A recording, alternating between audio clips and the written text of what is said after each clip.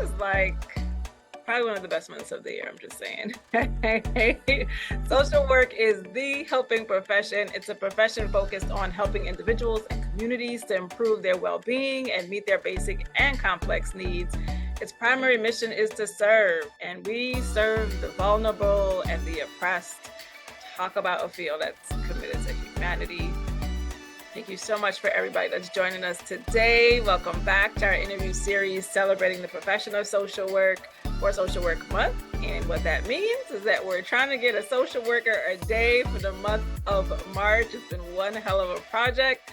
But today I'm excited to introduce our next guest who embodies serving and has actualized it in many ways. First, I'm Amanda Fludd. I'm a licensed clinical social worker, speaker, coach, entrepreneur, and creator of this amazing project. And today we're joined by, and the list is long and we're going to hear more about it later on, but from what I have, the founder and executive director of 3D's Aftercare Inc., 3D's Empowerment Circle, LLC, 3D's Community Empowerment Center, and of course she's a fellow social worker, Dr. Zodelia Williams. Hey girl, hey. Hey. Thank you for having me. It's Zodelia. Delia. Just say Dr. Zoe. Dr. Zoe. Dr. Zoe. Dr. Zoe. We don't go with Dr. Zoe. Dr. Zoe, thank you for being here. I think you are really an example of what breaking barriers mean. And I really can't wait to hear what it means coming out of your mouth, though, right? So what does breaking barriers mean? Breaking barriers for me means that there is no space or place that we as social workers are not that we can't enter. Our tools and strategies are needed in every industry, every space. Like there is no space or profession or job that a social worker cannot embody to come to empower, affirm, educate, and elevate. We're so diverse in our skill set, in our levels. We could be micro, meso, macro. It depends on who we are. We're versatile, right? There's no space that we can't enter. Whew, I love it. We can occupy every space. I'm like excited just hearing it. My goodness. So tell us more about, what you do, because you occupy a lot of spaces. I think it's all connected in different ways. And it sounds like there's some core principles of just like helping and serving and, being your best and bringing out the best in others. But tell us a little bit about what you do and how that work breaks barriers. So in my real life, I'm a school social worker for New York City Department of Education, and this is my 23rd year. So I'm a preschool social worker now. And then I also still do ABA, which is applied behavioral analysis. I do some home care at times, and I have a community center. So I am the founder, executive director of 3D's Community Empowerment Center, which is a nonprofit. Well, I run the nonprofit 3D's Aftercare Inc. out of it. It's a nonprofit 501c3. We started with 8 children and we're up to 65. We have after school, before school, summer camp, the Teen Parent That Rocks parenting program. That's my signature program because I'm a teen mom. I was a teen mom. We have Age Like Fine Wine 55 Plus Club, the Teen Cafe, Middle School Mingle. We give workshops, scholarships. I mean, what don't we do? What don't you do, right? And I love how you say in my real life, right? We always have all these different identities when it comes to social work, right? That's what I'm saying. We're the profession that can work anywhere. Like if you get a master's, no disrespect to other degrees, but if you get a degree or a license as a therapist, you can only be a therapist. Right. As a social worker, you can be everything. If you get an MBA, you could only work in business. A social worker can work in business. A social worker can work in every aspect. So the social worker degree is always, for me, the way to go. Oh yeah, absolutely. But I love how you made it work for you. And, I'm curious what even motivated you to become a social worker, because who would have thought you'd be doing all these things? I don't even know if you thought it would have taken you all these places. So I was a teen mom. So before my son was conceived, the world said that me and my seed, we were not supposed to make it. To this day, I hear the nurse at Kings County Hospital, when she was talking about me like a dog. Like I was the bottom of her foot. Like I was never going to make it. And then I had my daughter 17 months later. So statistics really started piling up. And there were strangers who helped me. If it were not for the strangers that poured into me, like I wouldn't be here. And because of that, I always know that I have to go back. I have to help everyone else, whether or not I know them. I feel like Google at times because people say, call Dr. Zoe, she knows everything. I don't know everything. And I'm the kind of person that if I don't know something, I'm going to find out because I didn't have help. I didn't have a mentor. I didn't have anyone to help me when I had to sleep on the street. And, life was hard. And because I know how life is was so hard for me, I want to make sure that I do my part so someone doesn't have to have it as hard.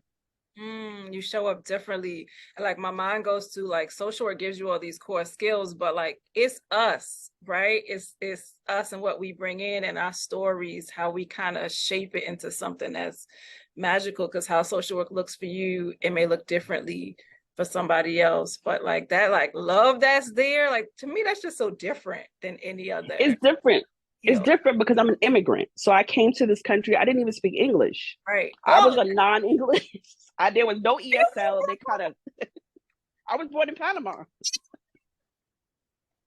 gonna be. I was like, I don't know if she's visiting or if she's from Panama. No, I'm there all the time because it's home. Like I'm close to home. Today's my dad's birthday. He died. COVID took him, and he's there buried. So I'm also. It's a passion for me because when we came to this country, people said, oh, my mom was just going to be on welfare. She couldn't make it. And that's not the case. She worked 2 jobs. Like we made it with the odds stacked against us. And I want people to know that it doesn't matter where you came from. Even with my degree, like I started at Kingsborough Community College because I had 2 whole children that I had to take to school with me. And that's like, you know what I mean? Like in like way Coney Island in the corner somewhere. Because I'm a Brooklyn girl. I'm a Brooklyn girl before I came to Long Island. And now it makes sense out there in Long Island. How'd that happen? But okay. Right. Let's not talk about that. That's on the next episode. So made it from Kingsborough, all the way to this point. And you went all the way to a doctorate. I mean, even that, did you see that happening for you? I didn't see it happening. And what's crazy is that a student is doing a documentary on me. And she's like, do you know that you were the first male, female, Black or white or whatever race, first Capella graduate, DSW graduate? And I was like, I am? So I didn't even know. Like, even when I called and I said, I only have 3 years. And he said, no, it'll take 5 to 7 years. And I said, no, I'm going to be done in 3 years. And he said, that's not possible. So, I did it in 3 years. Like, I didn't see me doing it. It was something that I needed at the time. I was going through a transition in my life, if you say it that way. And I wanted to do something that was going to occupy my mind, keep me busy and still doing the work. And so I put all that energy into my doctorate. Love it.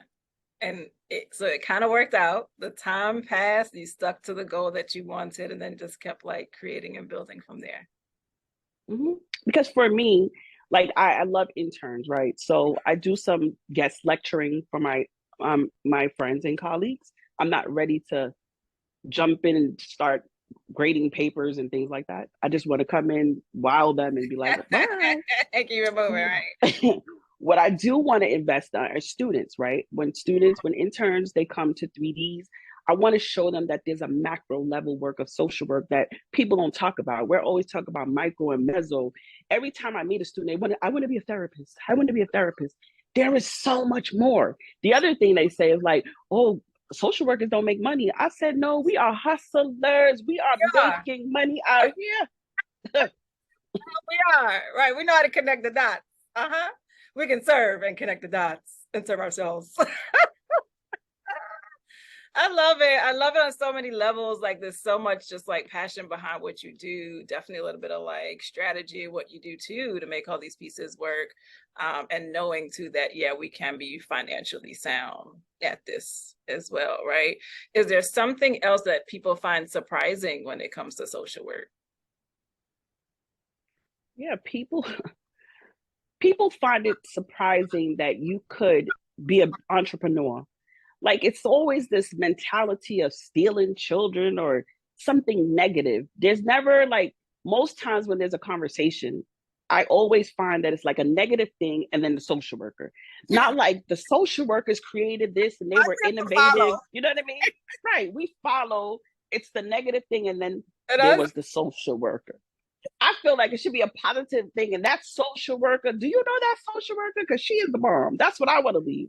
When I walk out of school, exactly. Nope, it's always the social worker. So I think that people just have a misconception about the profession, a misconception about all that we could do, a misconception about how connected we are, interconnected and connected to each other and the world, how resourceful we are, how important we are. I mean, praise God for COVID in one way, right? COVID stole from me.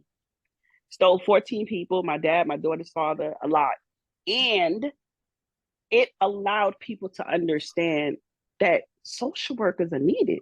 Like without us, right, we wouldn't made it through COVID. Right. Right. We pulled so many pieces together. And a lot of us were mandated to do that too. We got to show up. Mm-hmm. Mm-hmm.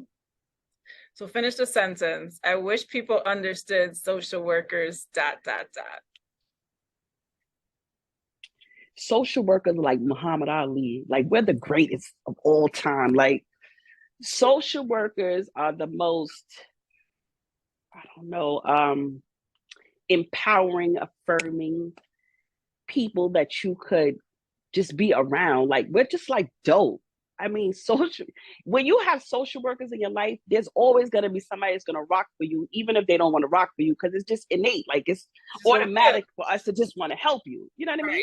Right. So if you don't have a social worker that's a friend, could you go out and get you a social worker? When you meet a friend, say, are you connected to a social worker? Because I want to meet a social worker.